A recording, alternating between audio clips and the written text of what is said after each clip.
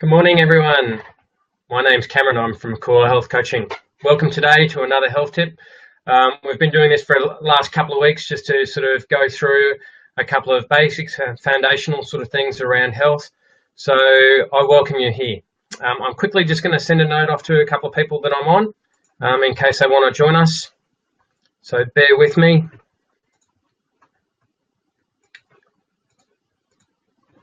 Cool, that is done.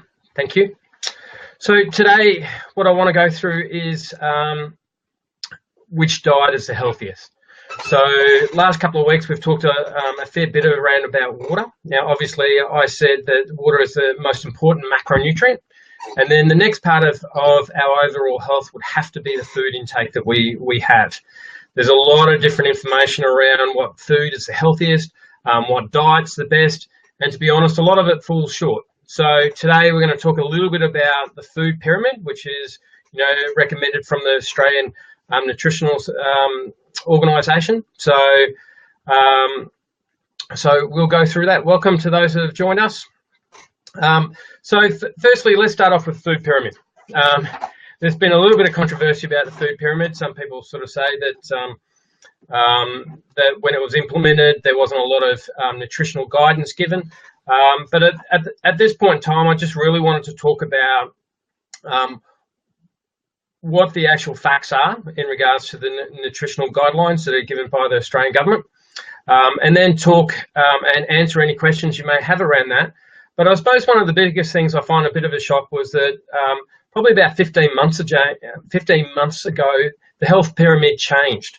And not many people know about it. And there was a significant changes that actually happened. So I wrote an article for the South City Bulletin that I write for on a regular basis just to go through that. So I just wanted to start there, if I could. Some of the biggest changes was the structure of the food pyramid stayed the same. And down the base, what happens is that that's where the majority of the foods that we're meant to have, and then up the top is then the not to have foods. So hi, Susan, how are you? Thanks, mate.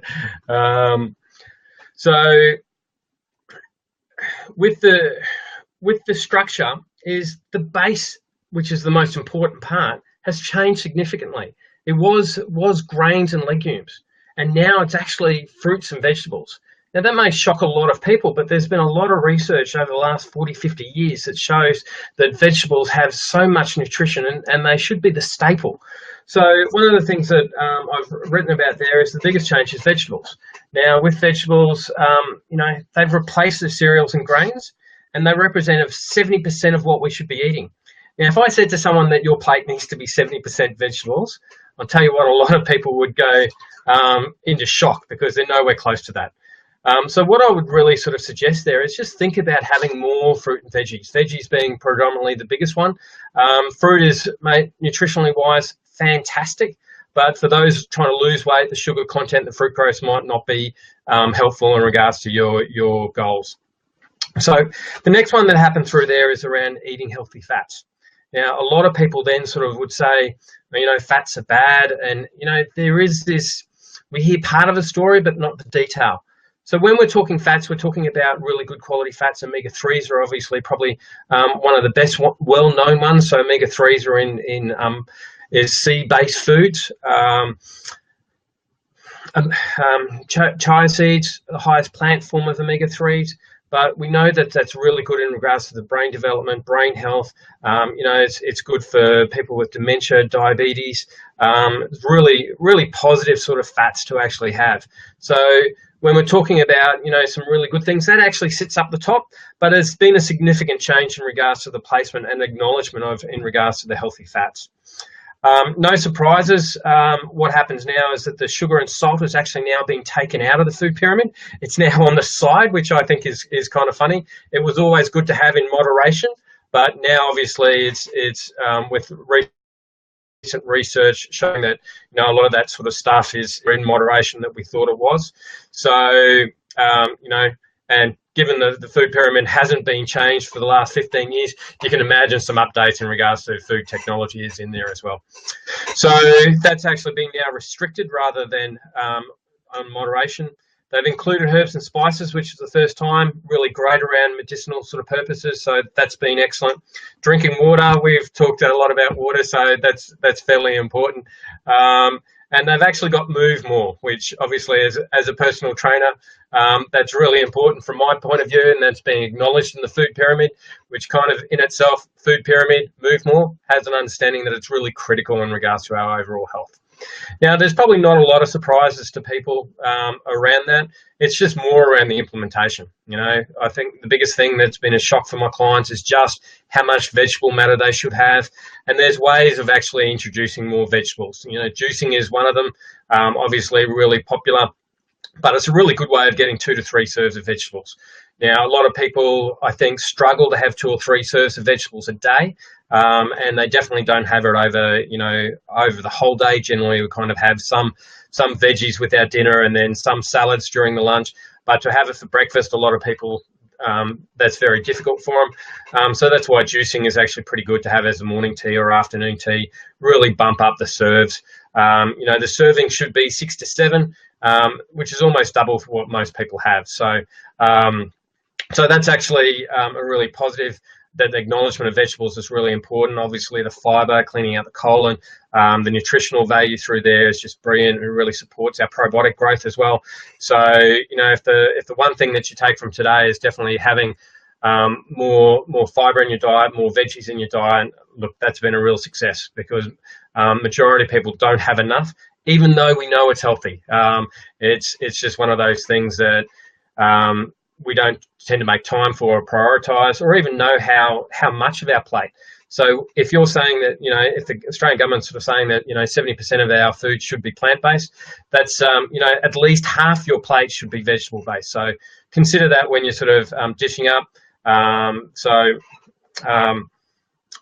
that's some of the stuff I wanted to cover in regards to the food pyramid and obviously the recent changes.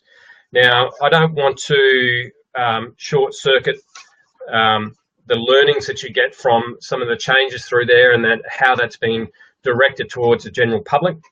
But one of the things that that's included in the side note is just talking about listening to your body. Now, it's a proviso sort of saying, okay, well, look, if some foods don't work well for you, is to take it out. And they talk about food intolerances and food allergies. Now, this is a really big thing now, is that we've got a significant amount of people with allergies and a lot of people with intolerances that don't know. So listening to your body is the most important thing that I can talk to you around your diet. Is that, look, if you're passing wind, if you're burping, your body is telling you something that's not right for the body. So, they're some of the biggest things is that, exploring some food intolerances treats it as a toxin. So as a result, it then takes a while for it to process. Your body is sluggish and, it just doesn't operate. It's not operating on the right fuel. So listening to your body is critical in more ways than one. If you've got some food intolerances, that's great. But also fine-tuning in regards to what macronutrients that you can have. Is that when we talk about protein, carbs, is that if you're having too much protein and you're a body type that doesn't respond well to protein, it's going to make you sluggish. And vice versa, if your body needs protein and you're giving it a whole heap of carbs, is then your body's going to be a little bit tired and wired. So really important to sort of listen to it. The 3 things I tell my clients when they're having food is, one, in regards to having, you should feel full. An hour after your meal, it kind of makes sense you should feel full and that you're not looking for more food. If you're then sort of, you're not energized after your food, again, that's another warning signal, is that you should be energized. You should be full, you should be energized, and your mood should be really good. And this is one of the things that I learned when we did our holistic training, was that, the difference that food can make to your mood is significant. Now, I've got small kids, and I'll tell you what, when I give them sugar, or if I give them food that doesn't respond well to, I can tell straight away based on their mood. But as adults, we tend to leave that behind and not actually think that, our mood is actually a result of our food. So what I'd question you is, next time you're feeling a little bit angry, a little bit aggressive, your patience is not there. I know, Susan, you're great about listening to your body. That's awesome. excuse me for 1 sec while I just shift this. Yep. So your mood can be directly related to the food, and not a lot of people actually get that connection until you try different foods. So if you're having like a high sugar diet, give it a go, see how your body responds. If you then sort of have, you know, a high protein meal, see how you feel an hour afterwards. And I'll tell you what, you'll get a really good understanding when you're actually listening and you're aware of that. So that was probably the biggest thing that I wanted to talk to you about with there, was that just those couple of important parts about the food pyramid. Now, next time I'm going to actually talk a little bit more about listening to your body. That is so critical in regards to the macronutrients and how that fits in. So I'm going to take that a little bit further in regards to making sure, you know, what the healthiest diet is for you, because the food pyramid is a great guide, but to be honest, everyone is very different in regards to their requirements. Even twins have been worked out to be different. So knowing what food type is really important for you. And then that sort of gets through the debate about which diet is the healthiest.